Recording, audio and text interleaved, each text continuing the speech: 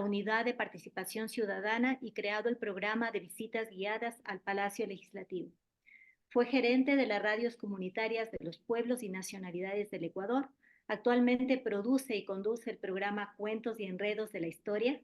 Colabora con varios medios digitales del país y el exterior. El taller que ahora vamos a dictar se llama Historia Legislativa y Procedimientos, que está dividido en 4 módulos. Les vamos a dar lectura para que ustedes puedan tener en expectativa lo que vamos a aprender en este encuentro, de los cuales serán los días martes a las 8 de la noche. Entonces, nuestro próximo encuentro es el próximo martes a las 8 de la noche para continuar. El día de hoy, en el módulo 1, tendremos la historia de la legislación ecuatoriana, ¿sí? De 1830 a la actualidad. En el módulo 2, periodización del pensamiento legislativo. En el módulo 3, procedimiento parlamentario, deberes y derechos de un asambleísta. Y en el módulo 4, consultas y refuerzos. Con estos referentes y antecedentes, nuevamente bienvenido Edison Miño. Y bueno, dejamos a tu control la capacitación del día de hoy. Y nuevamente les agradecemos a todos ustedes por estar en estos espacios que nos construyen y nos reconstruyen. Gracias especiales a las personas que van a ser parte como candidatos de RC5 también. Y bueno, y quienes apoyamos de manera solidaria para que la patria vuelva a ser lo que era, con dignidad. Muchas gracias y buenas noches. Edison. Gracias, Germania. Qué gusto. Un abrazo a la distancia a ti, a Alex, a los compañeros y compañeras que se encuentran. Y yo quiero tomarme un minutito para presentarles a mi compañero Edison Proaño para que nos dirija unas palabras. Él va a estar en la segunda parte, ya les explicó del proceso de cómo vamos a realizar en 4 martes. En estos 2 primeros martes, yo voy a intervenir en lo que corresponde a esta estructura de la función legislativa, desde su nacimiento, para ir conociendo el pensamiento legislativo, es decir, cómo pensamos del país desde la legislatura hasta el día de hoy. Van a tener datos, anécdotas, documentos, y Edison va a hacer la segunda parte, que será el 1 de octubre y el 8 de octubre cerraremos. Así es que, Edison, te agradezco el estar presente, aunque todavía no era tu tiempo, pero te agradezco para que un poco te presentes la estructura de tu conferencia, la que vas a presentar en días posteriores, y para que te conozcan también los asistentes. Gracias, Tocayo. Buenas noches. Un saludo revolucionario a todos los compañeros y compañeras que me dan pues la gratísima oportunidad de poder compartir con ustedes mi pequeña experiencia a lo largo de mi vida profesional y también en los últimos 10 años que vengo ejerciendo en la Asamblea Nacional en 2 periodos, primero como asesor legislativo en el área legislativa y segundo como funcionario de carrera de nombramiento en la parte administrativa de la Asamblea en la Coordinación General de Participación Ciudadana. Eh, yo voy en 15 días, el tocayo me ha pedido y con muchísimo gusto voy a compartir, como digo, lo poco que uno ha podido ir desarrollando a lo largo de estos años. En primera instancia voy a hacer una semblanza general un poco de lo que es la Asamblea Nacional. Tocayo les va a hablar en la parte histórica. Yo les voy a hablar un poco ya en la actualidad, cómo está conformada, cómo está constituida, este cambio que va a haber en cuanto al número de legisladores. Les voy a hablar un poco del procedimiento legislativo, aquello que se requiere saber, más o menos entender para poder desempeñarse como legislador, qué es una mayoría, los diferentes tipos de votación, los diferentes tipos de mayoría que hay en la Asamblea. Un poco de técnica legislativa también me parece pertinente que lo abordemos, por ejemplo, cómo está estructurado un proyecto de ley, cuáles son las partes que lo conforman. Y eso, digamos, ¿no? Lo que conocemos en el argot legislativo como la técnica legislativa y el procedimiento parlamentario. Y en un segundo momento, es una charla que eso tardará más o menos unos 40 minutos. Y luego, en un segundo momento, quiero dedicar un tiempo también para explicar un poco lo que hacemos nosotros en la Coordinación General de Participación Ciudadana. Es decir, voy a destinar unos 30 minutos para hablar de los mecanismos de participación ciudadana, que es algo que me parece supremamente importante y que es algo que la Revolución Ciudadana ha impulsado con mucha fuerza a raíz de la aprobación de la Constitución de 2008 en las administraciones del arquitecto Cordero y de la licenciada, pues se me escapó el nombre, Gabriela Gabriela Rivadeneira. Rivadeneira. pero que lamentablemente pues en los últimos años estamos como de capas caídas, digamos, ¿no? Con la administración de la derecha que poco le importa o que mal entiende lo que es la participación ciudadana. Y que nosotros añoramos, siempre hemos dicho con Edison, añoramos nuevamente una administración de revolución ciudadana para que maneje y para que implemente, para que saque adelante estos conceptos bien importantes. Entonces, esa va a ser un poco la estructura de lo que yo les quiero compartir, un poco cómo está conformada en la actualidad la Asamblea Nacional, un poco de procedimiento parlamentario, un poco de técnica legislativa y también de lo que son los mecanismos de participación ciudadana. Así que estoy preparando ya las PPTs. Voy a armar una carpeta de Google Drive con bastante material que les quiero compartir. Voy a pasarles un link de Google Drive para que ustedes allí pues vayan descargando el material que les pueda servir como lectura y como apoyo a lo que nosotros poco o nada vamos a poder explicar. Eso, estimado Edison y estimada Germania. Voy a quedarme un rato más para escuchar un poco, conocerles, así que para mí, como digo y repito nuevamente, pues un gusto y muy agradecido que nos den esta oportunidad. Gracias, mi querido Tocayo. En realidad, solo le faltó un temita que también va a tocar, derechos y obligaciones de los asambleístas, para que ustedes puedan entender cuáles son esas opciones que tienen. Y evidentemente, pues lo vamos. Edison fue gobernador de la provincia de Sucumbíos en la administración del presidente Correa y tiene la experiencia también de todo este manejo administrativo y tiene una larga experiencia en la administración pública. Y en la legislatura, pues se quedó en mi reemplazo, digamos, una vez que yo ya me jubilé. Salí de la institución después de 40 años, pues Edison ha continuado, él maneja el proyecto de justo este que estamos desarrollando aquí con ustedes, que se llama Asamblea en mi universidad o en mi colegio, y que es un propósito que se hizo desde Participación Ciudadana. Y comienzo yo con mi intervención, gracias a quienes me invitaron, a mi tocayo Edison, a la gente de Loja, Brian Carrión, que está conectado desde Loja, gracias a ustedes. Y comienzo señalándoles que lo que decía Edison es verdad y lo podemos sustentar con documentos. De mi experiencia en el Congreso Nacional, siempre fue mala la imagen de la institución como tal, aunque terminaba resolviendo los problemas políticos del país. Ahora en esta conferencia se van a enterar ustedes cómo siendo desprestigiados el Congreso terminó resolviendo las destituciones de Bucaram, Maguad y Lucio Gutiérrez. Es decir, el pueblo, esperanzado en que íbamos a cambiar de presidente, regresaba a ver al Congreso, al corrupto Congreso, para que le dé las salidas. Y el Congreso tomó las salidas por Alarcón, por Novoa y por Palacio, con todas las circunstancias. De eso se van a enterar ahora.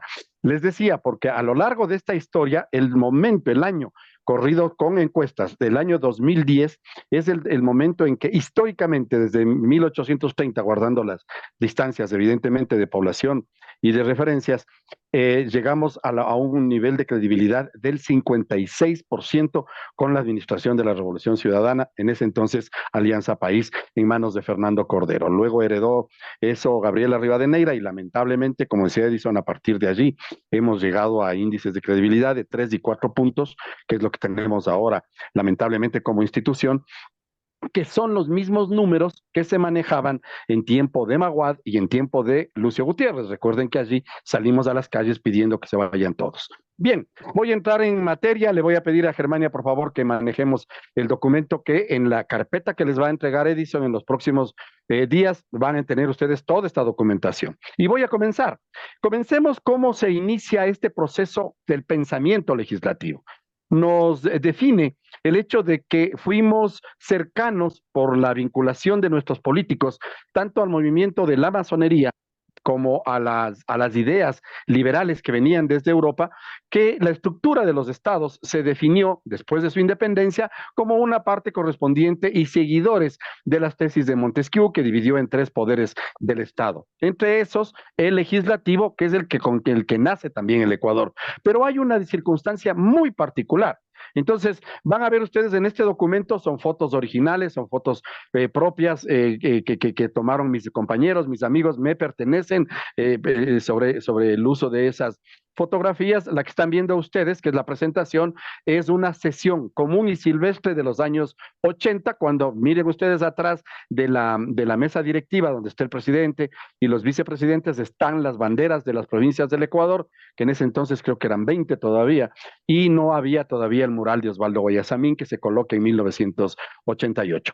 A ver, Cuando nace la República, nace también la función legislativa con la constituyente de Riobamba de 1830. El 11 de septiembre de 1830 se aprueba esta constitución y se determina cómo, en base a esta investigación, en el periodo de Elizabeth Cabezas, se determinó que sea la fecha de la República del Ecuador. Hoy, cada 11 de septiembre, el Congreso realiza una ceremonia en la ciudad de Riobamba, precisamente afueras del Colegio Maldonado, en donde en aquel entonces, que era un convento, pues allí se reunieron los 20 legisladores, 20 hombres, 20 padres de la patria que dictaron el nacimiento de la Constitución. Pero sucede que la Constitución que determina el nacimiento de la legislatura no acoge la propuesta de Montesquieu y de la experiencia francesa en el sentido de crearle con dos cámaras.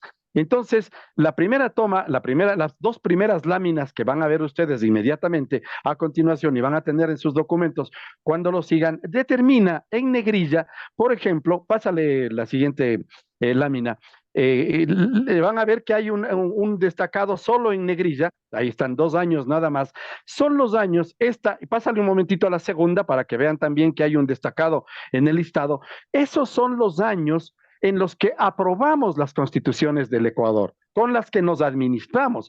Entonces, en la costumbre ecuatoriana, aparte de los balazos y del asalto al poder a balazos y con armas, lo que se acostumbró es refundar el país después de cada caída presidencial, después de cada revuelta política, refundar el país con una nueva constitución. El propio Rafael Correa tiene un estudio, o por lo menos hizo una intervención en algún momento que yo le escuché, bueno, todos le pudimos haber escuchado, que decía que del estudio referencial de las constituciones no quedan más de 4 o 5 por último con la última, que generó un cambio total en toda la estructura de la constitución, porque las estructuras son las mismas, simplemente lo que se cambiaba era esa parte política, los periodos legislativos del periodo de duración de un presidente, los requisitos para ser votante, el voto femenino, ese tipo de cosas, por ejemplo, son las que se van incluyendo. Es de ahí la estructura, todo el pueblo tiene derecho a la educación, a la vivienda, esos principios generales que van en una constitución son generales. Pero lo que está resaltado en las dos láminas es cuando el país decidió ser unicameral. Si le vuelves a la primera lámina, van a ver ustedes que este país nace con una sola cámara, el Congreso de los Diputados. A diferencia de lo que estaba tomando ya corriente en el mundo, se decide que en el Ecuador se tenga una sola cámara. Y oh sorpresa, porque todo el mundo, Francia, España, todas las democracias parlamentarias monárquicas que comenzaban a nacer en Europa, incluida la de Estados Unidos, adoptan la bicameralidad. ¿Por qué? ¿Por qué le hice esta estructura? Porque hay que diferenciar si nos ha funcionado lo uno o lo otro. Les voy a desencantar un poco a quienes están aspirando para ser asambleístas ahora en estas elecciones o a futuro, o inclusive para ser asesores o ser parte de la estructura de trabajo del bloque legislativo de la Revolución Ciudadana en la función legislativa. Sucede que ya hemos ensayado de todo, ya se ha pensado de todo, y que haya funcionado o no haya funcionado, eso la historia lo dirá, y tenemos también la oportunidad de crear debates y conferencias sobre estos temas. En esa primera lámina hay 2 años en los que se determina que sean momentos de una sola cámara. El resto del tiempo son bicamerales. Todas las intervenciones que se hace de la función legislativa son de la bicameralidad. Entonces, ¿nos funcionó la bicameralidad? ¿Quién diría que sí y quién diría que no? 1830 nace como el Congreso de Diputados con la anuencia del propio Sucre y del propio Bolívar.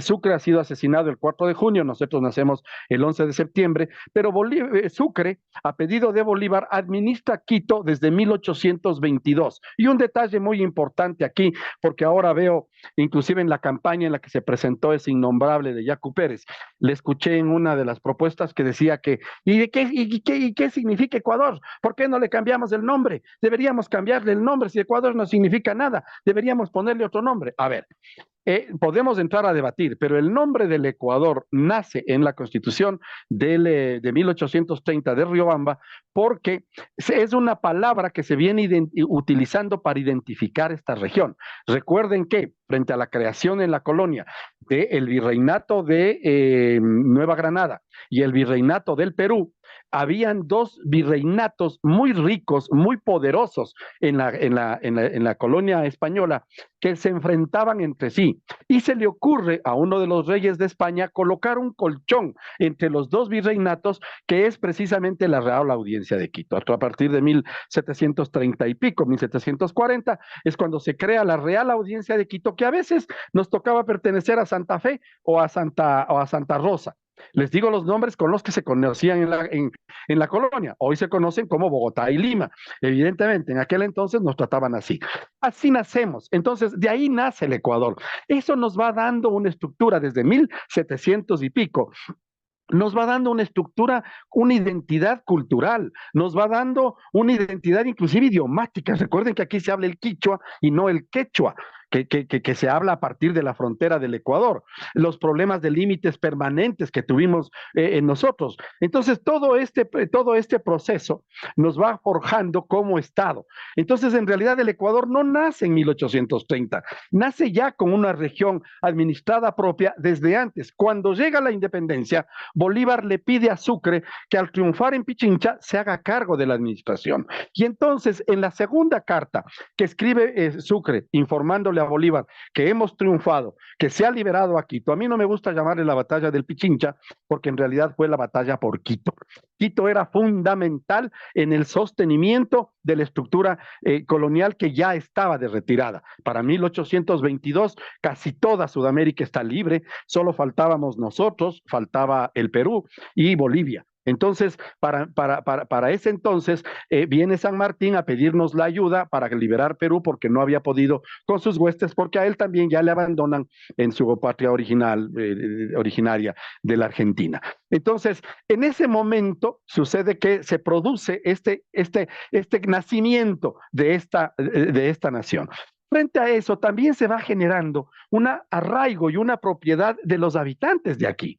Es decir, como nacían aquí, somos hijos de españoles, evidentemente, y luego del mestizaje entre los españoles que poco se mezclaron con las nativas indígenas, porque, ojo, en la colonia española no trajeron mujeres, a diferencia de los colonos de los Estados Unidos, de Inglaterra, de Escocia y de Irlanda, que viajaron hacia los Estados Unidos, ellos sí llevaron a sus mujeres, porque ellos tenían ya la intención de desaparecer lo que tuviera vida y no fuera útil en ese territorio del que iban a apropiarse. Acá no, acá vinieron delincuentes, semianalfabetos, algunos soldados, alguno que otro conocedor, medio intelectual, pero los curas eran los que más conocían, vinieron sin mujeres y entonces vinieron aquí a hacer ese mestizaje que es el que nos da nacimiento. Entonces eso también va arraigando, comenzamos a tener apellidos propios, mezclados, les vamos poniendo nombres a nuestras ciudades por el origen. Por ejemplo, el cantado de los cuencanos y cuencanas en el Ecuador es originario de España, pero que va definiéndose con la propia estructura del cantado cañari, del idioma de los cañaris, más que del quichua, porque los cañaris también sobrevivieron a la conquista inca. Entonces ese cantadito es especial, no hay en otra parte del mundo, puede haber parecido, dicen que los de Córdoba hablan, en Argentina hablan igual, no. ¿A qué me refiero? Entonces que vamos tomando identidad de país desde entonces.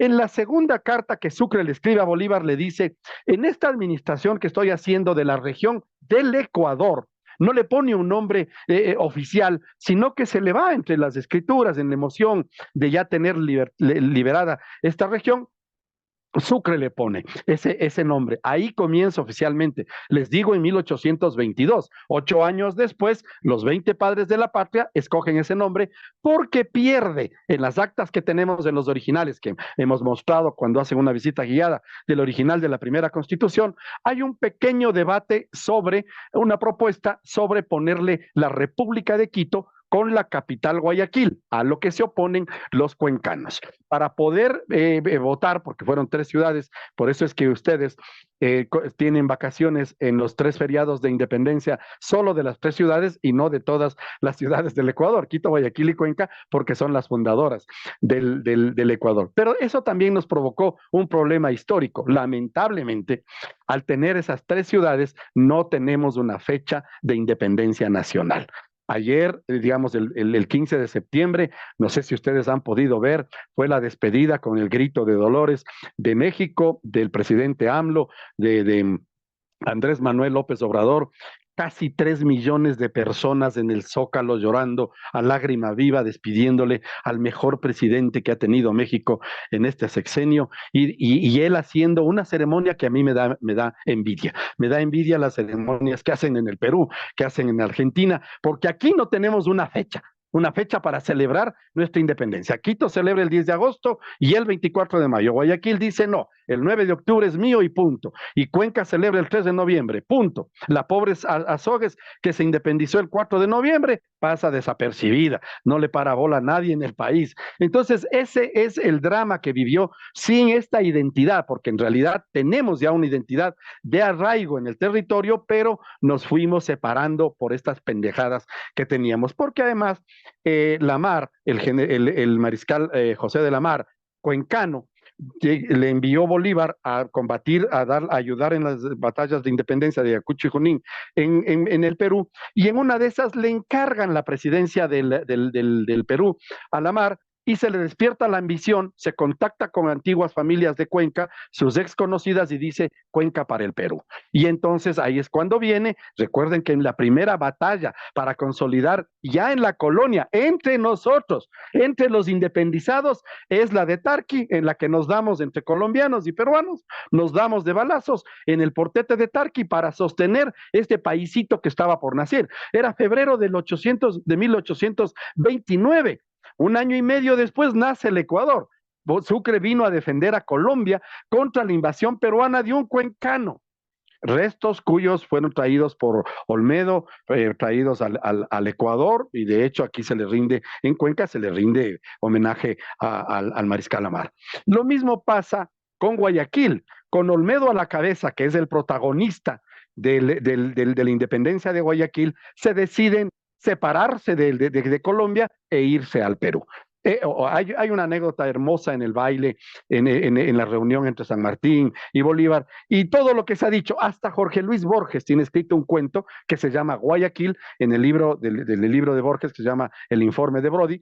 Si quieren, yo tengo el informe de Brody en digital, si quieren le incluimos en la carpeta de documentos, y ahí van a leer ustedes lo que Borges, la genialidad de Borges, trata de explicar lo que significó esa reunión entre Bolívar y San Martín. San Martín estaba cansado, viejo, enfermo, le habían votado de Argentina, Bolívar estaba en la plenitud de su actividad y de su liderazgo, y por lo tanto dijo, no te preocupes, yo libero Lima, pero Guayaquil se queda con nosotros. Se enfrenta con Olmedo es el autor de la frase Guayaquil independiente, al punto que hasta 1860, mis queridos compañeros y compañeras de la Revolución Ciudadana, este país tenía como bandera la bandera celeste y blanco de Guayaquil.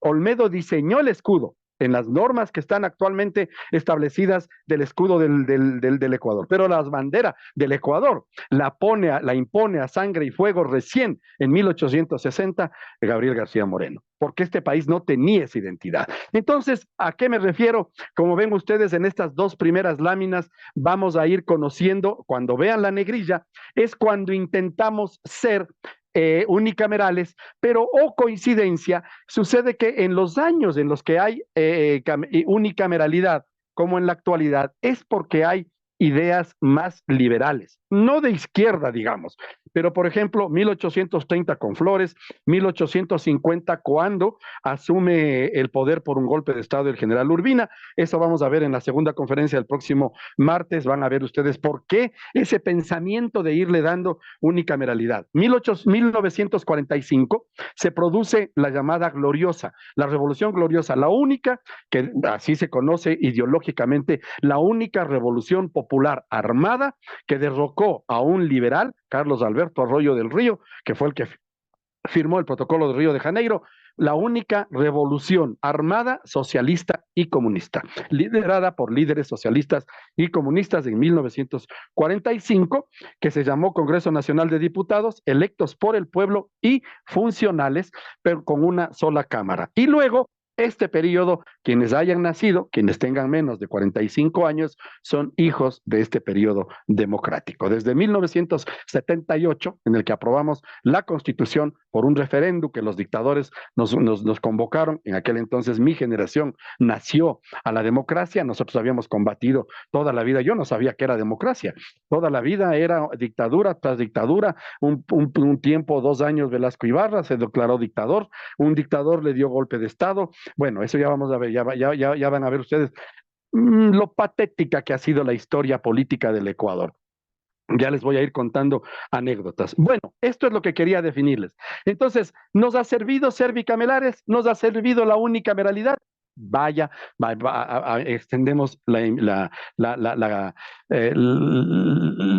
temática para abrir el debate. Vamos a la siguiente lámina, en donde van a ver ustedes, por ejemplo, el primer Congreso ecuatoriano. Aquí está tomada, incluida una foto, la siguiente, en la que el primer Congreso del Ecuador, es decir, si hay asambleístas que van a ser electos aquí, y en esto un paréntesis, mientras estemos estos 4 días en las conferencias, les vamos a pedir, tanto Edison Proaño como yo, les vamos a pedir que ustedes se comporten o tengan en su pensamiento el que ya son asambleístas, porque esta no es capacitación, más bien esta conversación que tenemos con ustedes para darles la información es para asambleístas, por lo tanto, siéntanse como asambleístas para ir debatiendo y luego, como ya quedamos al principio, para que ustedes puedan hacer sus preguntas, sus cuestionamientos. Este primer congreso nace el 20 de septiembre de 1831, se presentan 27 legisladores de un total de 40, porque era bien complicado traer, pero además, ustedes van a poder encontrar legisladores que son convocados por Pasto y Popayán como departamentos de Colombia adscritos a la República del Ecuador. No nace como República del Ecuador, nace como la República del Departamento del Sur de Colombia. En medio del debate se le cambia y se le llama, la Constitución de 1830 dice, se aprueba la Constitución del Estado del Ecuador en Colombia. Así se conoce. ¿Por qué? Porque todavía estaba vivo Bolívar, amábamos a Bolívar y no queríamos hacerle una afrenta de su gran idea de Colombia. Entre paréntesis, les he dicho yo a los jóvenes, por ejemplo, particularmente en universidades, quítenle toda la parte histórica, solo piensen en la idea original de Bolívar. Un país que vaya desde Venezuela, desde el Esequibo hasta el altiplano boliviano, sin contar ni con Chile ni con Argentina. Un país, no contemos los países, un país que tenga esta estructura. ¿Se dan cuenta? El Canal de Panamá, Cartagena, Maracaibo, Guayaquil, Lima, todo eso sería nuestro. El Cerro de Potosí, las minas y todo el petróleo que hay. El petróleo, el país con mayor fuente de petrolera es Venezuela, y todo lo que tiene, el litio y el gas que tiene Bolivia. ¿Se imaginan lo que? De hecho, en son de broma, alguien me dijo, sí, poniéndome a imaginar, claro, Bolívar estaba pensando bien. Un país en esta región tan rica, con aguas a los dos océanos del mundo, la dueña del canal que une todas las vías comerciales de este planeta. ¿Se imaginan el poder que habríamos tenido? Alguien me dijo, así es, y ya habríamos sido campeones mundiales de fútbol, evidentemente juntando a todos nuestros jugadores de todos estos países. Ese era el sueño original de Bolívar, pero nosotros ya por las ambiciones rastreras de los caciques locales terminamos separándonos y haciendo esto. Este primer congreso se estructura y es la partida de nacimiento. Estas actas existen, hay facsímiles que ustedes pueden obtener. Es la partida de nacimiento de la función legislativa con un periodo de 4 años. Pero sucede que a Juan José Flores no le gustaba el tener un congreso y por lo tanto lo que hizo es, a partir de 1832, puso a sus huestes, porque el congreso se reunía hasta 100 años después casi, hasta 1939, en la mayoría de ocasiones se reunió en lo que es hoy el Salón Amarillo, como todavía no había amplificación, ni todo era a voz en cuello y a voz viva, los debates, lo más que había era un griterío entre los diputados o las barras que entraban del pueblo a sacarles a golpes y a patadas a los diputados y senadores. Y entonces, eso es lo que hizo Juan José Flores a partir de 1832, una violentísima acción legislativa en contra del legislativo, determinó que el Congreso prácticamente se cierre, y hasta que vino Vicente Rocafuerte, luego de un combate, de serios combates contra las huestes del ejército que estaba en formación de Juan José Flores, evidentemente es García Moreno, es Vicente Rocafuerte quien establece el nuevo Congreso. Con García Moreno, con Vicente Rocafuerte, se me vino a la mente de García Moreno, porque García Moreno, para ese entonces, cuando Flores es presidente del Ecuador, hay una anécdota hermosa que cuando yo tengo invitados les llevo a mis amigos a la Plaza Grande. En la primera columna del arco del Palacio Arzobispal, la primera columna, la que da diagonal a la entrada del Palacio de Carondelet, apenas cruzan ustedes la calle, la primera columna, cuando tenía 18 años y era estudiante de la Universidad de Quito, que estaba en lo que hoy es el Centro Cultural Metropolitano, se esconde un jovencísimo Gabriel García Moreno con un cuchillo entre sus ropas, esperando una noche. No había luz, como ahora tampoco, en aquel entonces todavía no había luz eléctrica, igual que ahora. Se esconde Gabriel García Moreno para asesinar a cuchillazos al presidente Juan José Flores. Él le cuenta a su madre en una carta y le dice, lamentablemente, Juan José Flores de esa noche no siguió el camino por la calle García Moreno, por la calle de las Siete Cruces, hacia su casa, hacia la residencia que estaba a 2 cuadras del palacio, sino que se fue hacia el Arco de la Reina, hacia el sur de Quito, hacia el Panecillo, a visitar a una amiga. Y así se salvó la vida Juan José Flores y de que le asesine Gabriel García Moreno. Pero Gabriel García Moreno va a ser protagonista de todo este proceso. Pero Vicente Rocafuerte convoca a la segunda Asamblea Constituyente. Si hay ambateños o ambateñas aquí, van a entender por qué la calle paralela a la avenida Ceballos, que es tan importante, tan comercial en Ambato, se llama Segunda Constituyente. Es porque allí se hizo como sede la segunda Asamblea Constituyente del Ecuador, en la que se le pone el nombre República del Ecuador, y nace la bicameralidad a instancias de que Vicente Rocafuerte, hijo de una familia poderosísima y muy económicamente rica, se había viajado el mundo, estuvo en Rusia, estuvo en Londres, estuvo en España, en Francia, estuvo en Estados Unidos, en Cuba y en México. Entonces decide él, viendo todo este proceso, decide crear la bicameralidad, que es la mayor cantidad de años que de la creación del Ecuador, que ha tenido 2 cámaras. ¿Ha funcionado la bicameralidad? Déjenme decirles mi criterio, no. Yo sería uno de los votantes. Fernando Villavicencio, que fue mi compañero en la universidad, no terminó la carrera cuando empezamos a estudiar. Él ahora que en la campaña presidencial propuso que iba a volver a los senadores y diputados. Yo votaría que no, porque de mi experiencia, yo trabajé en la institución con una sola cámara, pero de todo el estudio histórico, no funciona la bicameralidad.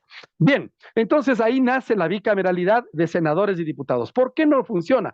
Porque los senadores, recuerden que la democracia en aquel entonces no era abierta, no era popular, era una democracia de hombres blancos ricos, blancos en términos de mestizos, ¿no? Entonces no participaban las mujeres, no se diga los indígenas o las indígenas, y menos del pueblo negro.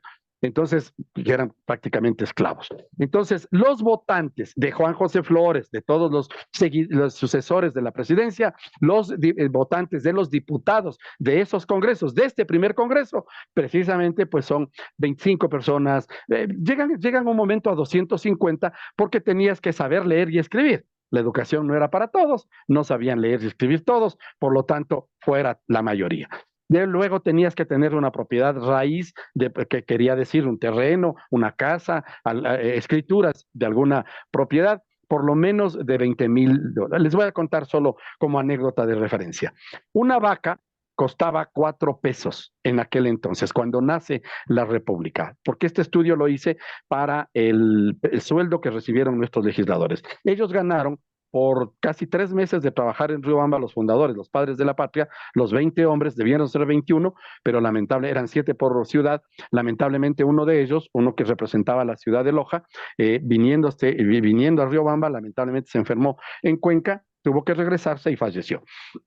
Entonces solo asistieron 20 y firmaron 20 legisladores, entre ellos Olmedo, entre ellos el doctor Antonio Ante. Recuerden que Antonio Ante es quien le notifica en 1809 al conde Ruiz de Castilla que está destituido. Es decir, son sobrevivientes a toda la tragedia, la masacre y la sangre que la colonia estableció en ese entonces. Desde ahí venimos, de ahí debemos sentirnos orgullosos de nuestro pasado. Pero entonces, ese Congreso se estructura ya de este modo y continúa con la estructura de la bicameralidad. Pero los senadores desde entonces nacen por designación a dedo. Entonces, habían senadores, hasta que llegó Alfaro, la iglesia designaba 2 senadores, y luego los militares, los profesores, tarararara. Para terminar el cuento del dinero, los legisladores ganaron 65 pesos, 63 en realidad, otros ganaron 65 por el transporte que tenían que pagar de los 3 meses. Un general de los que venían con los títulos entregados por el libertador Bolívar, un general que venía de los ejércitos libertadores, ganaba una pensión de 40 pesos. Un profesor universitario de la Universidad de Quito, que luego será la gloriosa Universidad Central del Ecuador, ganaba 10 pesos. Un profesor de escuela, que tenías que tener tus estudios también, ganaba 5 pesos. Una vaca costaba 4 pesos, es decir, un pobre profesor, sea de universidad o sea no podía comprarse una vaca. Entonces, dense cuenta ustedes quiénes eran los que podían votar.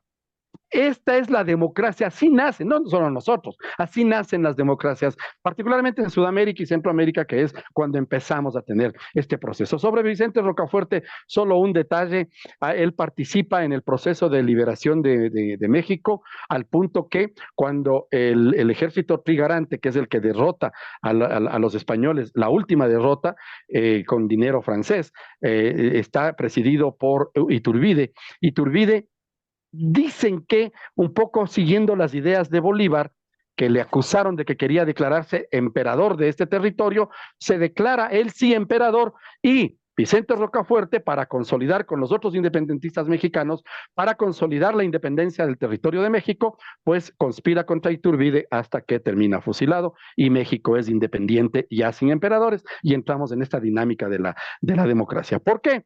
Porque México, en agradecimiento al guayaquileño Vicente Rocafuerte, le nombra su embajador en Londres. Una vez que hace gestiones en Londres para consolidar la independencia de México, en México le tienen como héroe independentista a nuestro Vicente Rocafuerte. Él regresa a Guayaquil y ahí no participa en la independencia, pero sí participa en la formación del Ecuador. Pásale la siguiente lámina.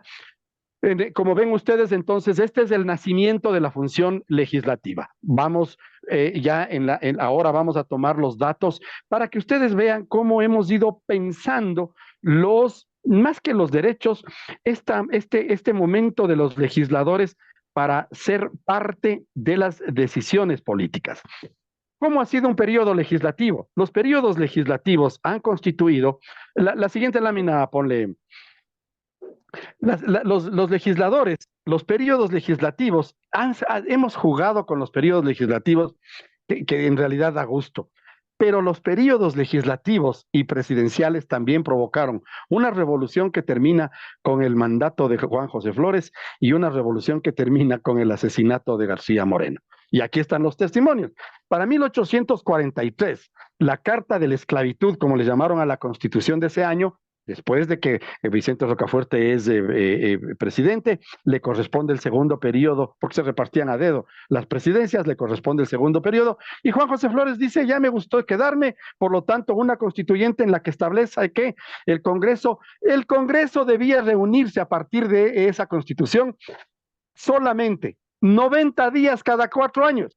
Miren a ustedes cómo les estorbaba la función legislativa en aquel entonces. Los senadores debían durar 12 años, los representantes 8 y el presidente de la República 8 años. Eso hizo que en 1845 su compadre, nuestro querido poeta José Joaquín Olmedo, organice una rebelión, la rebelión marxista, la rebelión del 6 de marzo de 1845, nada que ver con Carlos Marx, que terminó derrocando a Juan José Flores. Sin embargo, Flores seguirá influyendo porque se va a conseguir dinero y barcos de la reina de España para venir a conquistar nuevamente este territorio y declararse emperador, Juan José Flores. Sin embargo, cuando el país está por desaparecer, ojo, tomen en cuenta este año para la segunda conferencia del próximo martes, 1859, el Ecuador es el año trágico, estaba desaparecido.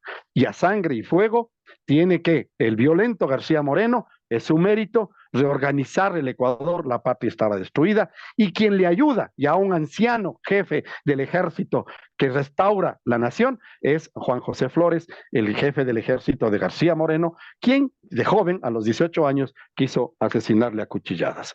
En 1869 la Carta Magna le llamaron la Carta Negra. Asimismo, aprobada por García Moreno, ya le gustó estar en el poder, luego de que en 1859 consolida su poder, 10 años después hace aprobar esta constitución y casi dura 8 años, porque se requería, por ejemplo, que para ser diputado, para ser senador había que ser católico y no estar excomulgado. Entonces, los senadores duraban 9 años, los diputados 6 y el presidente de la República 9 años.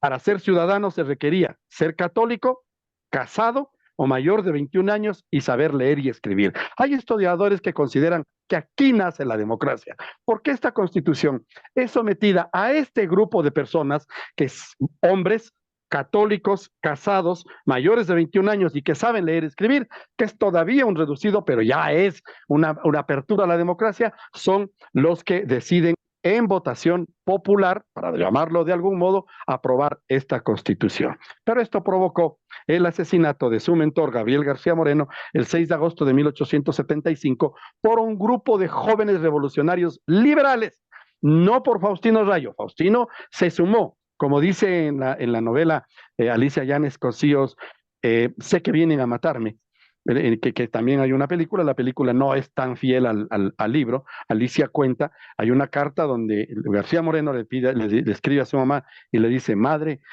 la mitad del Ecuador quiere asesinarme y sé que vienen a matarme, refiriéndose a todo el frente que tenía a las ventanas del Palacio de Carondelet, en donde estaban los conspiradores esperando el momento para matar. El grupo de jóvenes liberales aprovecha el 6 de agosto y lo asesinan porque estaba por comenzar su segundo periodo de 8 años. Si él comenzó en 1860, hasta 1875, ya había estado 15 años en el poder y se iba a quedar 8 años más.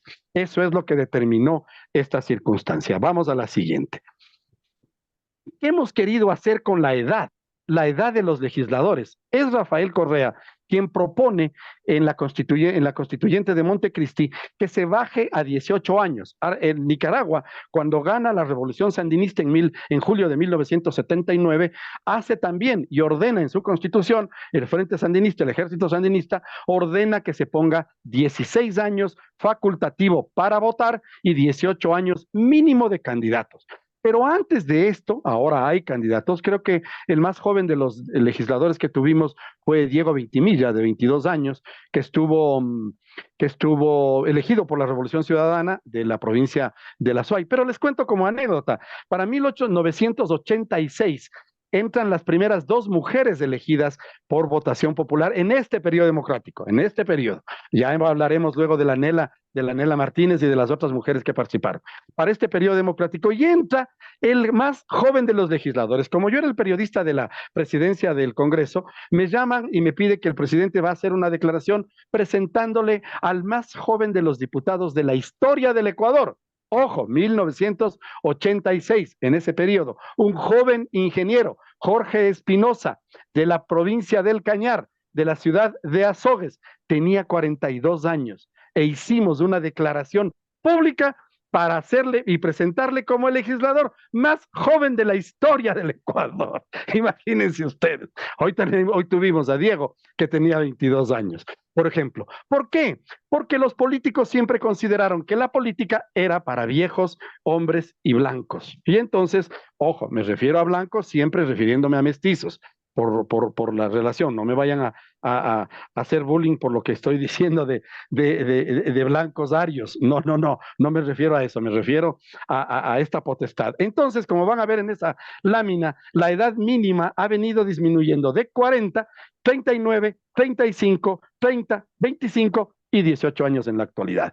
Si alguien es acucioso y va a decir 40, 39, ¿y a quién se le ocurrió poner 39? Les cuento, porque le entrevisté al autor de esa propuesta, que fue en 1967, el entonces senador Gil Barragán Romero, conservador. Él me contó que lo que él pensaba era que se cogía la edad, es decir, piensen ustedes ahorita que van a ser asambleístas, ya, pensemos que van a ser asambleístas. Ustedes tienen ahorita 39 años. El próximo año, cuando sean las elecciones y les posesionen, las elecciones son en febrero y les van a posesionar el 14 de mayo del 2025, ustedes ya tendrán 40 años. Entonces, lo que decía el legislador es, la madurez de los 40 años ya se obtiene cuando has sido elegido, no cuando eres candidato. ¿Se dan cuenta? Jugando también, o sea, ya hemos ensayado, ya se nos ha ocurrido de todo, pero el número de integrantes. Y aquí, por ejemplo, que me perdonen quienes creen que nos vamos a ahorrar dinero recortando a los legisladores. No, no es verdad, es mentira. Porque el Ecuador, desde su nacimiento, sigue la misma norma de todos los parlamentos del mundo. Su parlamento crece de acuerdo con su población. Cuando disminuyó en tiempo de la fuga de ecuatorianos provocados por el delincuente de Yamil Maguad, eso es otra cosa. En esas circunstancias bajamos de legisladores, pero de hoy en adelante siempre van a subir. Edison Proaño al principio en su presentación ya nos hablaba de 151, van a ser los nuevos. 137 tenemos desde que comenzó el Congreso, la Asamblea, ya con nuevo nombre también, eso ya vamos a ver luego con los nombres también, en el 2009. El primer periodo de la actual Asamblea Nacional empezó con las elecciones de legisladores, eran 137 hasta ahora, 137 hemos avanzado. Para el 25, para el 24 de mayo del 2025 serán 151. Y esto cambia. En este periodo, para ponerles más bien en la actualidad, en la realidad, comenzamos con 69. Éramos 69 en el Congreso que presidió Asad Bucaram el Halim en agosto de 1979, cuando se posesionó el querido Jaime Roldós Águila. Le digo querido porque ya les he de contar las anécdotas. Yo tuve la posibilidad de conocerle y trabajar con él en un movimiento político que estaba yendo a crear. A ver, se ha pretendido, le oía al inefable Andrés Páez, le oía al Guillermo Lazo, que hay que disminuir. Ya, disminuyan. Hagamos una consulta popular, disminuimos los legisladores. Pero si mantenemos la norma del crecimiento poblacional para que crezca el número de legisladores, en 5 años hay que cambiar el número, en 10 años hay que cambiar el número. O sea, no se puede, porque según la norma, según los censos, se van aumentando los legisladores del INSS. Por lo tanto, en unos años recuperaríamos el mismo número y no hemos ganado absolutamente nada. Hay que dejar de robar, hay que dejar de ser corruptos y ahí es como nos vamos a ahorrar el dinero. O sea, no con estas tonterías de venir a engañarnos, disminuyamos el número de legisladores. Eso es ridículo, no se puede.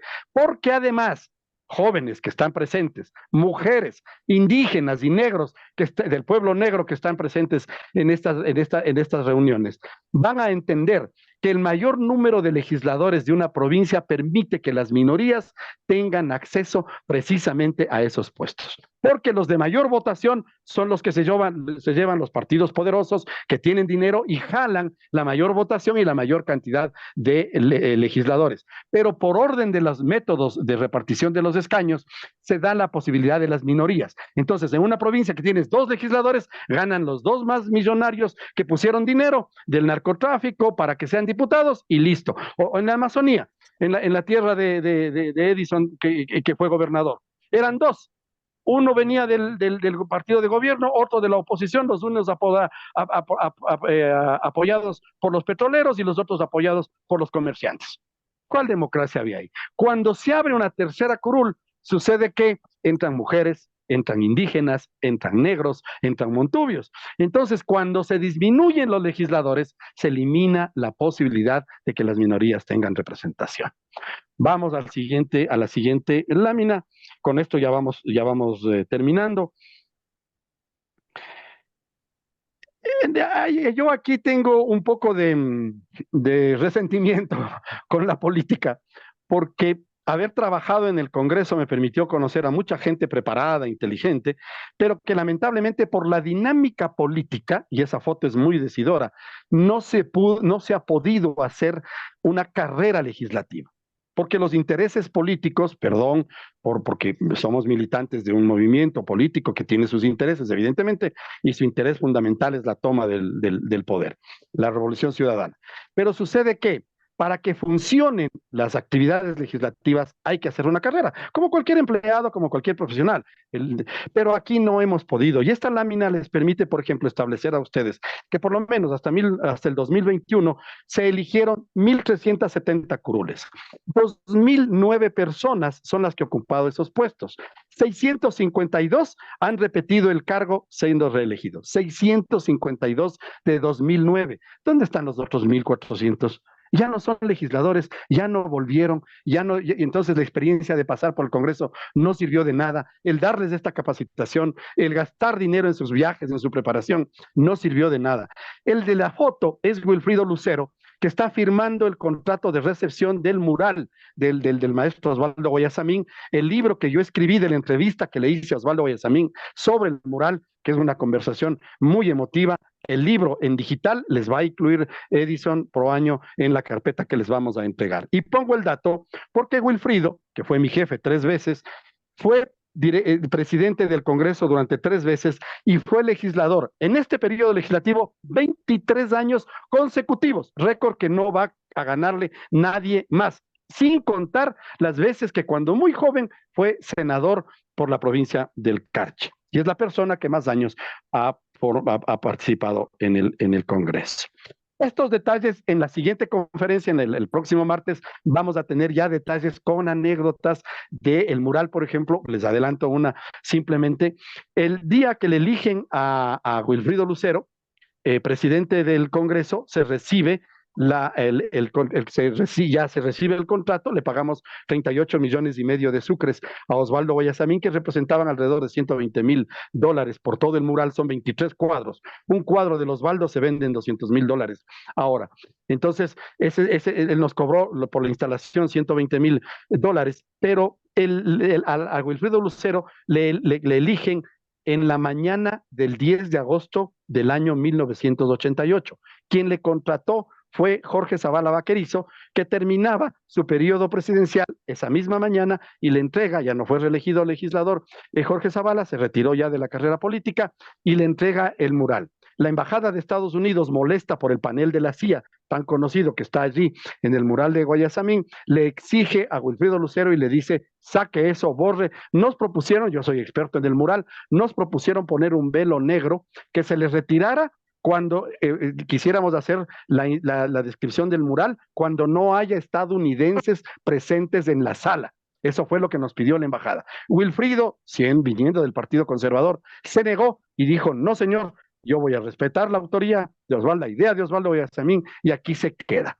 Oh sorpresa, en el primer viaje que hace Wilfrido, invitado a Europa, hace un viaje en avión, con escala en Miami, y el momento que llega a Miami le bajan del avión porque la embajada de Estados Unidos, por el mural de Guayasamín, le había congelado la visa. Se mataba de la risa Wilfrido porque decía, yo sin saber leer ni escribir, porque a mí me eligieron esa mañana y a mí por obligación de la ley me tocó recibir esa obra. Vamos a la última lámina, con esto cerramos. Es una descripción de una crisis sistémica en la que entra la función legislativa, y no es porque estemos en una reunión de militantes de la Revolución Ciudadana. Esta lámina, estas fotos las utilizamos en todo el país, en todas las universidades, inclusive universidades social cristianas, en donde hemos dado conferencias, porque con el juicio político, ya les he de contar en la próxima reunión las anécdotas del juicio político, en 1996 empieza una decadencia y una crisis de lo que fue la función legislativa, al no, por ejemplo, es el único presidente, del vicepresidente, y entre presidentes y vicepresidentes, juzgado por juicio político en el Pleno del Congreso. Es el único Alberto Dajic, pero no tuvimos los votos no tuvimos, digo, porque yo era asesor del general Fran Vargas Pasos, interpelante de Dajic en este juicio político, y lamentablemente uno de los votos que se nos viró, a pesar de que su hijo trabajaba con nosotros, era mi compañero cuando todavía caminaba, el inefable, inútil de Lenin Moreno, era mi compañero, él era asesor de Gustavo Larrea y yo de Fran Vargas, y nos ofreció el voto de su padre, Julio Tulio Moreno, legislador de concentración de fuerzas populares por el Napo, era el voto que nos, bueno, entre los votos nos faltaron varios votos. Ese día nos ofreció ir a votar, no fue a la sesión. El papá de Lenin Moreno empezó a traicionarnos desde allí. Imagínense ustedes, tenía ya pasta, yo le conozco y es de lo único de que me arrepiento en mi vida haber conocido a un tipejo de esa calaña. Empieza este periodo y termina con el presidente Correa, porque Correa, en una decisión audaz, nos sorprendió a todos los que estábamos en la función legislativa, cuando se lanza sin tener todavía opciones, porque las encuestas no le ponían en lugares protagónicos al candidato Rafael Correa, decide lanzarse sin candidatos a diputados. La experiencia nos había enseñado, de haber estado tantos años en el Congreso, que tu candidato a diputado en la provincia te ayuda a apuntalar los votos de tu provincia, y también el candidato presidencial jala votos para la lista de su partido, de su movimiento. Pero Rafael Correa se lanza sin candidatos, o sea, realmente una audacia increíble. El 20 de marzo del 2007 se estaba convocando una reunión del Congreso para destituir a Rafael Correa. Yo fui protagonista de eso, ya les he de contar la anécdota. ¿Por qué cerramos este periodo del 96, que empieza con un juicio político frustrado al único vicepresidente del Ecuador que se le pudo enjuiciar políticamente? Porque Rafael Correa llega y gana a Álvaro Noboa la segunda vuelta electoral del 2006 con la propuesta de disolver el Congreso Nacional y crear una nueva estructura que es ahora la Asamblea Nacional, que es el tema que le corresponderá a mi compañero Edison Proaño en las siguientes horas de trabajo que vamos a tener con ustedes.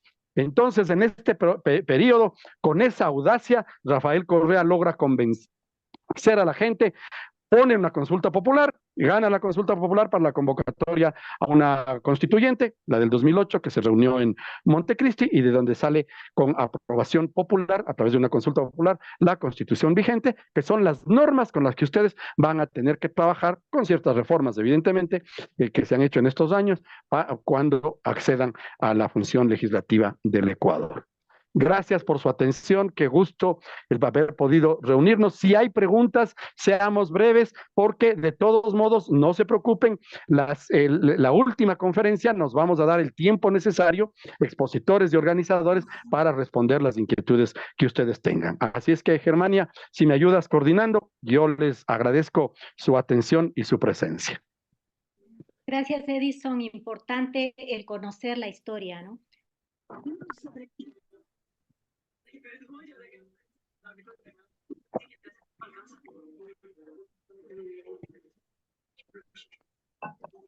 Bueno, muchísimas gracias, Edison, por tu intervención. Realmente, como les decía, la historia nos ayuda a conocer lo que realmente somos, ¿no? Y nos va construyendo. Por eso, no olvidar eso, esos acontecimientos que nos van construyendo y que van formando ese tejido social al que pertenecemos.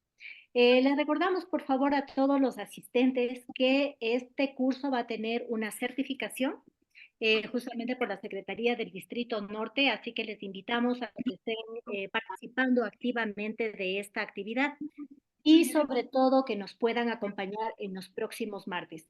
No tenemos ninguna pregunta en el chat, pero les invitamos, si alguien quiere hacer una pregunta, este es el momento, pueden poner su reacción de mano hacia arriba y nosotros les abrimos el micrófono.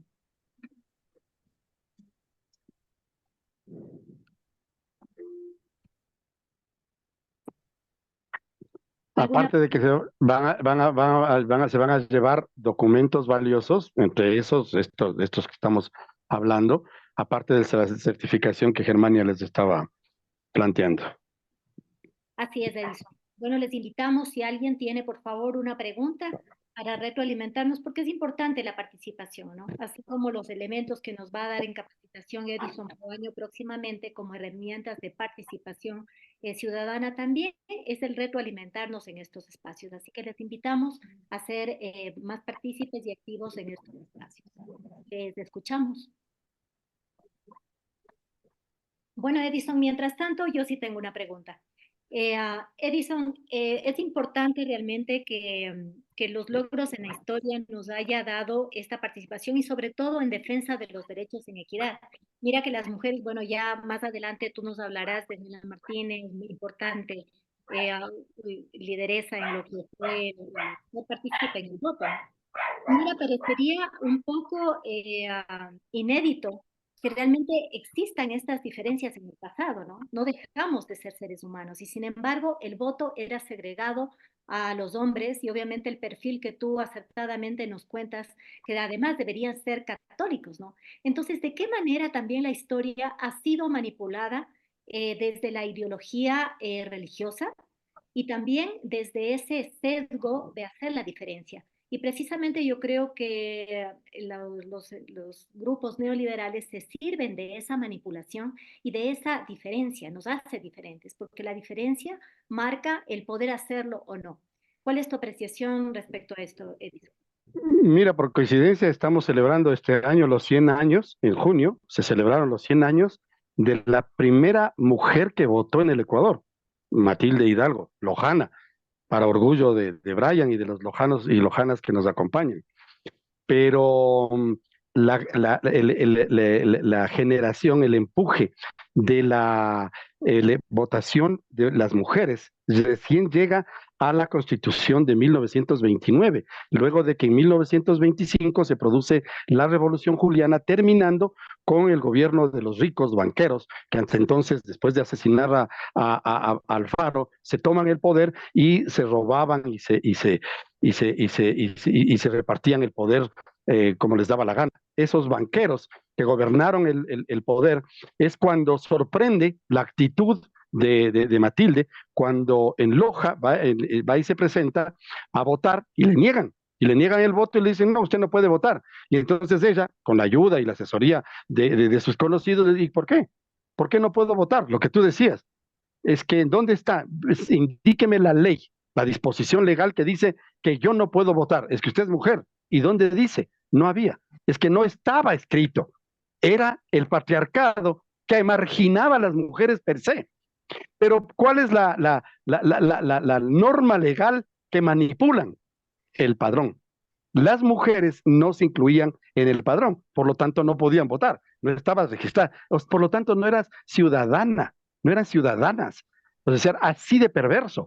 Pero en la siguiente conferencia, ahí les voy a explicar, por ejemplo, esta parte nos explica Patricio Icaza, un historiador de izquierda, que es el historiador nata del movimiento obrero nacional en el Ecuador, lamentablemente fallecido el Patricio, compañero de muchas jornadas con nosotros. Sucede que Patricio dice, mira Edison, me dijo, mira Edison, no es necesario ser legislador para reformar las leyes. La movilización social, los movimientos sociales, los levantamientos, las revoluciones y hasta las huelgas han logrado también modificar las leyes del Estado, como sugerías tú, mi querida Germania. Gracias, Edison.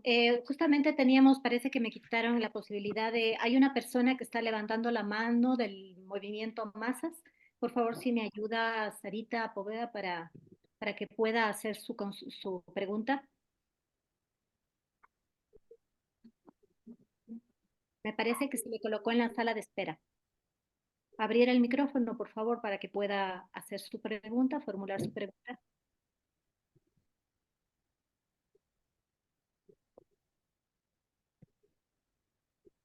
Sí, no la veo a la compañera ahorita. Es el movimiento Masas. Parece que le pusieron en sala de espera. Anfitrión que le haga entrar. Claro. Estás como anfitriona, lo puedes hacer entrar. No puedo.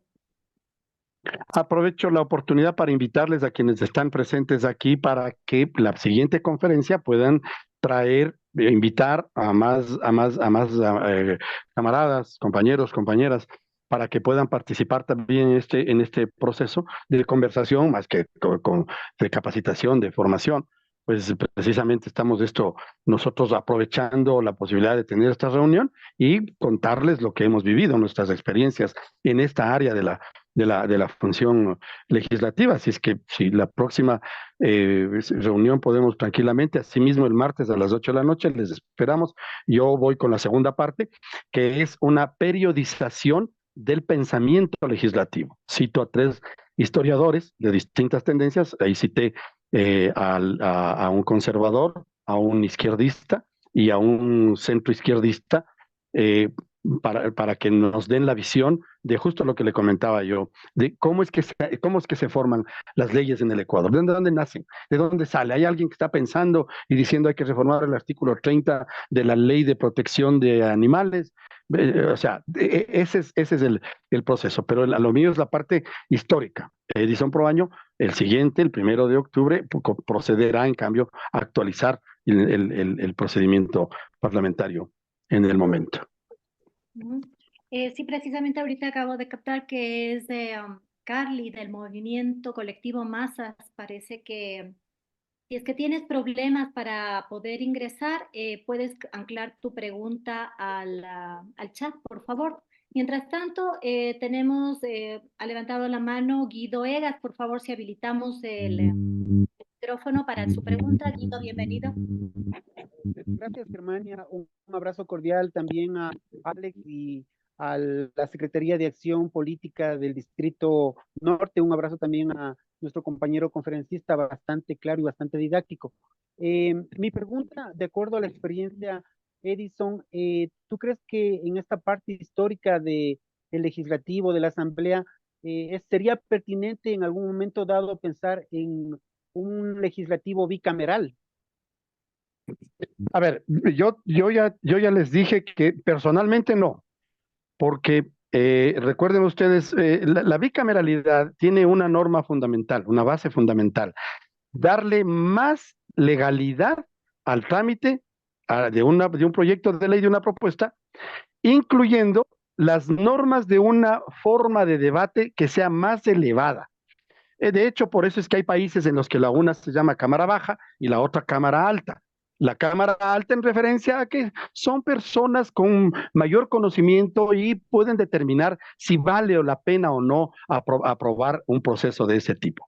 Pero en el procedimiento parlamentario común, por ejemplo, hoy, Edison les va a explicar luego, ¿qué se necesita? Presentación de la ley, aprobación del CAL, de la propuesta, aprobación del CAL, designación de una comisión, informe para primer debate en la comisión, lectura y primer debate en el pleno, regresa a la comisión, lectura del segundo, elaboración del informe del segundo debate. En estos dos momentos se invitan a los involucrados, a los proponentes, a los opositores, para que amplíen el debate y finalmente vuelve al pleno a la aprobación. Normalmente eso te toma 6 meses. Excepto cuando son leyes de urgencia económica, que solo las puede proponer el presidente de la República. Entonces, normalmente, en el mejor de los casos, la ley de remediación ambiental, antes del Congreso, antes del 2008, por eso hay que marcar cuando llega Rafael Correa al poder, antes del 2008, la ley de remediación ambiental, o ley de ambiental, como le llamábamos, se demoró 12 años.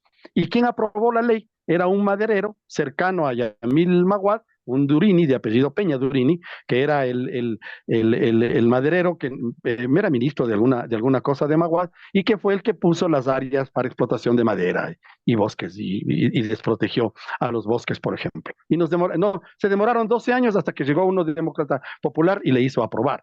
Entonces, aparte de esto, tienes que subir el tema, una vez que has aprobado en la Cámara de Diputados, tienes que subir, literalmente así se dice, a la Cámara del Senado, que también, si bien tiene menos miembros, también tiene el mismo procedimiento: calificación, denominación de una comisión, primer debate, debate en el pleno, y cuando se trata de reformas a la Constitución o leyes que se requieran, se reúne el pleno, las dos cámaras, una aprobación. Estamos hablando de 14 a 15 pasos para la aprobación de una ley.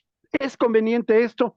No es necesario, porque a la final determinar, y a mí qué me importa, con que salga una buena ley, entre más tiempo nos tomemos mejor, perfecto, pero no es el mecanismo el que le da la calidad a la ley, es el contenido, es el debate y es la intencionalidad de los legisladores y las legisladoras. Por lo tanto, no está el problema en ser unicameral o ser bicameral, me parece, en principio, de mi experiencia. Gracias, Edison. Antes de nada, tenemos en el chat interno sobre Susi González, me dice, me gustaría tener acceso a los documentos, si es posible, a la grabación de esta charla, por favor, pese a que ella dice que no es candidata. Y así es, este espacio es para todos y todas, ¿no? Sí. Vamos a tener acceso al final. Obviamente las personas que asistan a esta capacitación al final serán acreditadas con un certificado y toda la información que compete sobre esta capacitación, tanto de Edison Niño como de nuestro próximo capacitador Edison Proaño. Carly, del colectivo Masas, está ya aquí. Por favor, si es que puedes habilitar tu... Ya estoy. Muchísimas gracias, compañero. Muy buenas noches con todos. Agradeciendo mucho y por esta excelente ponencia, compañero Edison. Y en realidad qué importante retroceder a nuestra historia y reconocer nuestros orígenes legislativos. Mi pregunta es, ¿cómo influyó la situación política y social del Ecuador en la legislación de esta época, especialmente en relación a los derechos ciudadanos? A ver, hay que tomar en cuenta algo muy importante. En la Constitución del 2008 se cambia totalmente la estructura, de hecho desde el nombre. Cuando volvemos a la democracia en 1978, cuando los militares nos convocan, mi generación votó por primera vez el 15 de enero de 1978 para aprobar la nueva constitución como se conocía, la del 78 o una del 45 reformada. Fuimos a votar. Participó el 92%, participamos el 92% de inscritos en el padrón. Nunca en el Ecuador se ha vuelto a repetir una convocatoria. O sea, esa era la desesperación de nosotros, del pueblo en aquel entonces, por participar. Pero lamentablemente, luego ya conocieron ustedes ya la historia, cómo se va organizando. La política deviene a los partidos. O sea, son ellos los que definen. Y ahí en los partidos políticos, que luego uno va haciéndose poderoso, los socialcristianos primero, la izquierda democrática luego, la democracia popular luego, e inclusive el partidito este de Lucio Gutiérrez, son los que determinan el pensamiento. ¿Por qué se van poniendo algunas cositas? Por ejemplo, si no es por el levantamiento indígena de 1990, Rodrigo Borja no incluye, por ejemplo, en las reformas que se hacen posteriormente en la Constitución del 98, lo correspondiente al movimiento indígena, en donde nace, por ejemplo, la educación bilingüe, la propiedad de ciertas tierras, pero ese es un movimiento indígena protagonizado por las nacionalidades de la sierra. Los de la Amazonía quedan relegadas. Ese es otro problema todavía. Entonces, mira tú cómo se van incorporando la presión social, los derechos de las mujeres, por ejemplo, la ley de paridad. Somos de los primeros países que en el 2008 teníamos la obligatoriedad de tener por lo menos candidatos alternados hombre-mujer, hombre-mujer, hombre-mujer. Y con Gabriela Rivadeneira llegamos a tener el más alto número. Por un determinado momento fuimos el país con el mayor número de mujeres legisladoras. De ahí hemos vuelto a bajar. Hoy hay mayoría de hombres. ¿Por qué? Porque en las listas de los partidos políticos y movimientos se encabezan hombres. Siempre hay más confianza. El patriarcado siempre tiene más confianza en los hombres. Entonces, mira cómo estos movimientos, eso vamos a ver en la próxima conferencia, sí generan estos cambios. ¿Hemos tenido que recurrir a la violencia? Sí. Hemos tenido que recurrir a mecanismos legales para la destitución de legisladores o el bloqueo de leyes. Sí, también ha sido. Pero ese es el sistema democrático. Eso te va dando el sistema democrático. Lamentablemente, puedo cometer un error aquí al decirlo, para la Constitución del 2008 no se pensó en que en algún momento la Revolución Ciudadana iba a dejar de ser poder y la derecha voraz iba a venir a despedazar lo ganado.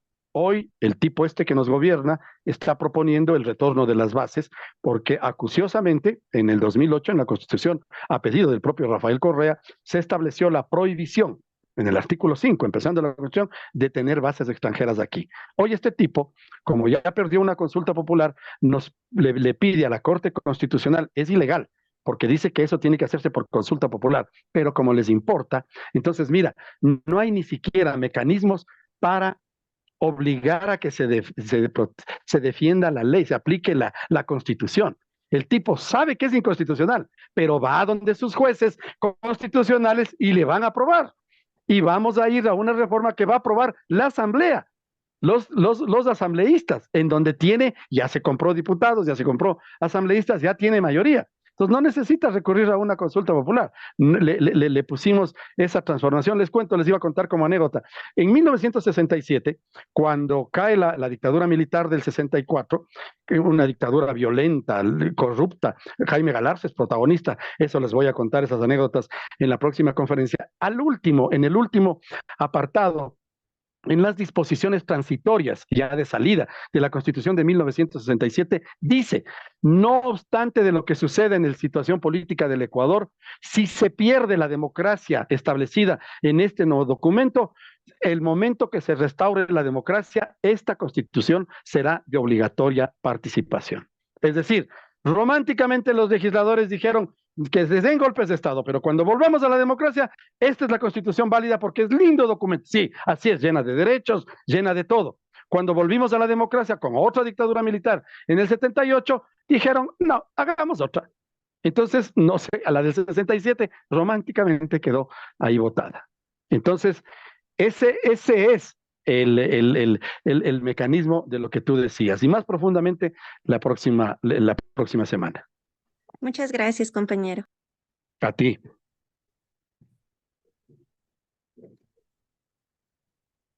Micrófono. Apagar el micrófono, Germania. ¿Verdad? Tenemos una pregunta por el chat de Tami. Dice, hola, disculpen, ¿qué presidente dio la oportunidad de votar a las mujeres o fue la Asamblea? No, fue en 1924 cuando a presión en 1920 Matilde hace esta gestión, frente a la presión de Matilde, lo que hacen los locales, los abogados de los municipios, de los ministerios, es comenzar a preguntar qué pasa, qué hacemos con las mujeres. Empiezan ya a levantarse las voces y entonces para la Constitución de 1929 se aprueba, pero no dice la Constitución de 1929 votarán las mujeres. Simplemente dice el voto es universal y derecho para todos los ecuatorianos residentes en el Ecuador. Entonces, en ese momento, lo que se hace es, deviene de ese artículo, la ley de elecciones, una ley que ya manejaba, no nace todavía el Tribunal Supremo Electoral, eso nace recién en 1945 con la Revolución Gloriosa, pero en aquel entonces ya se emite una ley mediante la cual se regula la votación y ahí, en esa ley, se autoriza para que las mujeres tomen parte del padrón. Cuando se les incluye en el padrón, ya el resto era potestativo, si querían ir a votar o no querían ir a votar. Gracias, Edison. Bueno, nuevamente le recordamos que estas capacitaciones son acreditadas con un certificado. Justamente en nuestro colectivo Patria Libre nos dice que pueden comunicarse al 099-709-1846 para recibir su certificado una vez culminado esta capacitación. No tenemos ninguna otra pregunta. Solamente una apreciación de Flores Mila que dice, eso sí es democracia, compañeros. Buenas noches, mil gracias por las ponencias. No sé si hay alguna otra pregunta, caso contrario, les estamos invitando para el siguiente martes, nuevamente vamos a estar con el segundo módulo con Edison Niño, y bueno, y les invitamos a la participación y a ser parte de estos espacios de retroalimentación. Alex, tal vez algún cierre para culminar la actividad. Sí, no, gracias Edison, gracias Germania y a los compañeros que estuvieron presentes, ¿no? Y también haciéndole extensiva la invitación para el próximo martes. Vamos a seguir continuando con estos temas y me gustaría invitarlos para que mañana hacer un cacerolazo, que nos dice que tenemos un pito, pero vamos a cambiarlo por una cacerola. Todos a las Buenas 10 noches, compañeros. todos a las 10 de la noche están invitados para ese cacerolazo. Así Qué es, señor. vergüenza con un tipo, ¿no? Con un pito, perdón. Buenas noches, compañeros. Muchas gracias por sus exposiciones que nos hacen recordar pues, la historia, ¿no? Y en todo caso, perdón, me refería en el voto universal, ahí sí es notorio que existe una democracia, ¿no? Porque en la práctica, para mi concepto, no, en nuestro país, pues, no hay una verdadera democracia, porque el voto es obligatorio por un certificado que tenemos que tenerlo para las diligencias legales, ¿no? Muy buenas noches.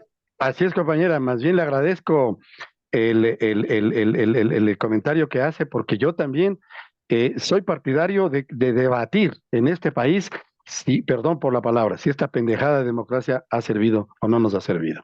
Es decir, Es una muy buena noche. ya vamos 45 años con este modelo y estamos como estamos.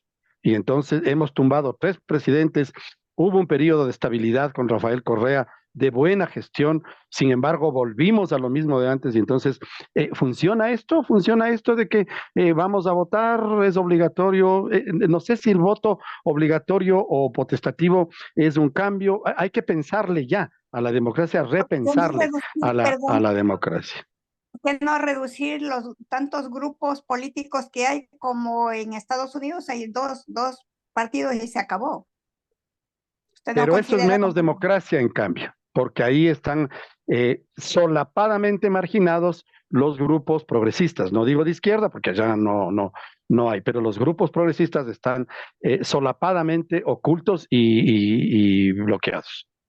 Es lo mismo que pasa en España, donde hay un bipartidismo y con el acceso de Podemos se abrió alguna oportunidad, pero así como entró Podemos del lado de la izquierda, entró Ciudadanos del lado del fascismo. Vox, digamos, del lado del fascismo. Compañero, sería una excelente educación para que la población pues no haya analfabetos, porque Correcto. de la educación depende el desarrollo de un país. Esto que estamos conversando debería Vamos, saber la esto gente de en la educación calle. lo que pedimos. Perdóneme. Exacto. Sí. Es de esta educación, es de este conocimiento el que debería tener la gente, los estudiantes de las escuelas públicas, de los colegios, universidades públicas, deberían tener esta información. Públicas solamente de nombre, digo yo, porque en la práctica, pues, los que se benefician es ese grupito que entran a trabajar en las instituciones públicas, más no al pueblo. Tiene un pésimo servicio, compañeros. Así es, muchas gracias a todos y a todas por sus intervenciones. Con esto les invitamos nuevamente a participar de este cacerolazo. Yo creo que esta es una forma también de participar y hacer... Así es. Así es, muchas gracias, compañeros. Vamos, por favor, Flores Mila, todos los que podamos intervenir en esto el día de mañana, es hacernos escuchar. Muy amable. Es inadmisible que nos puedan cortar la luz con un periodo tan largo y además eso se presta a muchas dudas realmente. Por supuesto. Eso sostenía yo, que por qué no nos unimos y denunciamos ante la Defensoría del Pueblo. Bueno, muchísimas gracias por haber estado esta noche con nosotros. Precisamente estos espacios son para dialogar y dar nuevas propuestas coherentes. Gracias, Edison, por tu intervención y nos vemos. Gracias a ustedes. Martes. Gracias, buenas noches. Muchas gracias. Buenas noches. Un gusto. Chao, gracias. Gracias, muchas gracias. Excelente. Buenas noches. Gracias.